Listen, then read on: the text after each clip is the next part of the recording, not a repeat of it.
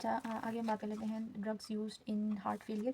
ठीक है, इसकी जो क्लासिफिकेशन है ना वो आपने इधर से MBM से कर देते हैं। बेसिकली बताया क्या हुआ है कि आपको ना कोई भी मैंने आपको पिछले चैप्टर में बताया कि कोई भी अगर आप बता रहे हैं कि ये क्लास ऑफ ड्रग को हम इस डिजीज़ या कंडीशन में हम यूज़ करते हैं तो आपको उसका रैशनल पता होना चाहिए कि अगर हम डायूरेटिक्स हार्ट फेलियर में दे रहे हैं तो उनका क्या रैशनल है, अगर हम डायूरेटिक्स हाइपरटेंशन में दे रहे हैं तो उनका क्या रैशनल है। ठीक है, इसको आपको अच्छे से पता होना चाहिए। उसके बाद हम बात कर लेते हैं जैसे सबसे पहले क्लासिफिकेशन होगी, उसके बाद आपको बहुत इंपॉर्टेंट वेरी इंपॉर्टेंट ऐसी क्यों है कि एक्यूट और क्रॉनिक हार्ट फेलियर की जो है ना आपको ड्रग्स अलग अलग से पता होनी चाहिए। ठीक है, नॉर्मल फिजियोलॉजिकल क्या हमारे पास कंपनसेटरी रिस्पॉन्सेज होते हैं हमारी बॉडी में, ये भी आपको पता होने चाहिए, जिनकी फेलियर की वजह से हमारे पास जो है वो हार्ट फेलियर होता है। ठीक है, उसके बाद हमारे पास इन सबको आपने अच्छे से यूज़ कर वो अच्छे से जो है वो इनको रीड करना है। उसके अलावा इसमें जो है ना ये टेबल जो है इसमें आपको बताया गया बेसिकली एक्यूट और क्रॉनिक हार्ट फेलियर वाली ड्रग्स, इनको आपने सेपरेट करके इनका मैकेनिज्म वगैरह जो है ना वो आपने अच्छे से देख लेना है। उसके बाद कार्डिक ग्लाइकोसाइड्स है very very important, one of the most important SCQ of serious. ठीक है, इसमें आपको जो है ना ये कार्डिक ग्लाइकोसाइड्स में इसका इफेक्ट आपको पता होना चाहिए, डाइजॉक्सिन का मैकेनिज्म ऑफ एक्शन, और डाइजॉक्सिन के मैकेनिज्म ऑफ एक्शन जो है ना उसको आपको डिटेल से बताना चाहिए, उसके इलेक्ट्रिकल मैकेनिकल या जो हमारे pass through parasympathetic nervous system ये किस तरह से इनडायरेक्ट एक्टिंग इफेक्ट इसके आते हैं सीरियस पे। All of these are very very important from SCQ point of view. ठीक है, उसके बाद आपने क्या क्या करना है, इधर से इन सबको आपने जो है ना वो रीड कर लेना है। ये मैंने आपको बताया सीक्वल इलेक्ट्रिकल इफेक्ट्स हो गया, अर्ली रिस्पॉन्सेज क्या है, और मतलब कि अगर विद इन थेरेप्यूटिक डोज है तो क्या इफेक्ट्स आएंगे, और अगर हमारे पास टॉक्सिक रिस्पॉन्स में या टॉक्सिक डोज में जा रहे हैं तो फिर क्या इफेक्ट आएंगे, आपने अच्छे से तैयार करना है। और इसका क्लिनिकल यूजेस एट्रियल फिब्रिलेशन होता है, it is an important point.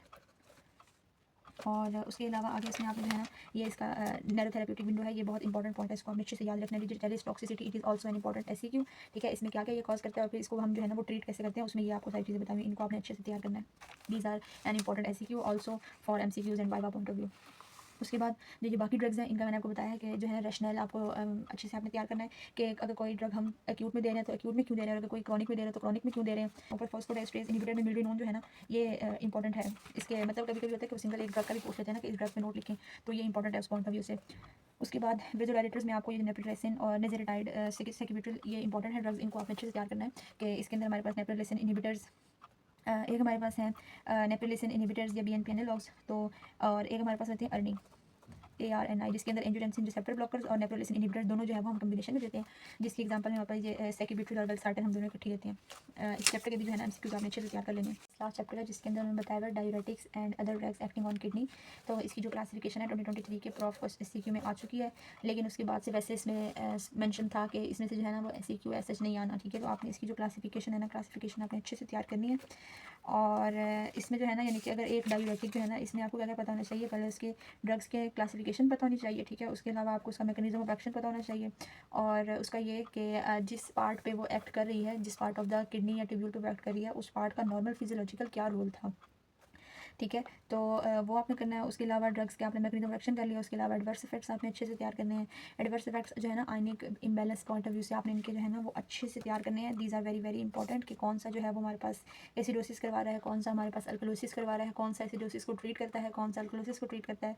These are very very important. और इनके अदर कुछ जो है ना जैसे कि एसिटाजोलामाइड जो है हमारे पास ग्लोकोमा वगैरह में भी यूज़ होता है या माउंटेन सिकनेस में भी यूज़ होता है।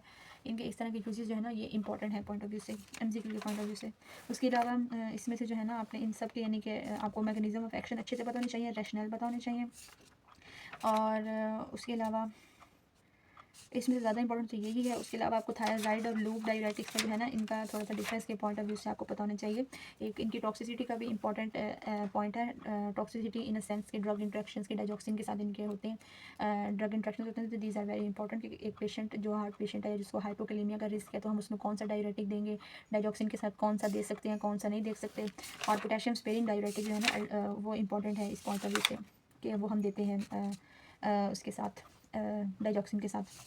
ठीक है, उसके अलावा आपने हर चैप्टर के एंड पे जो ये टेबल गिवन है ना इनको आपने देख लेना है कि अच्छा अगर आप इनको अभी से बेशक प्रिपेयर करना चाहें अभी से कर सकते हैं, लेकिन दीज आर मोर इंपॉर्टेंट जब आपने एंड आपने बुक की रिवीजन करनी होती है ना तो उसमें ज़्यादा इंपॉर्टेंट होते हैं। ठीक है, उसके अलावा these are the difference between furosemide and loop diuretics and thiazide diuretics, these are important SCQs. आप इन सबके स्क्रीनशॉट लेके note it down to yourself कि why carbonic anhydrase are considered weak diuretics and why loop diuretics are considered strongest diuretics. These are SCQ of our class test. ठीक है, thank you.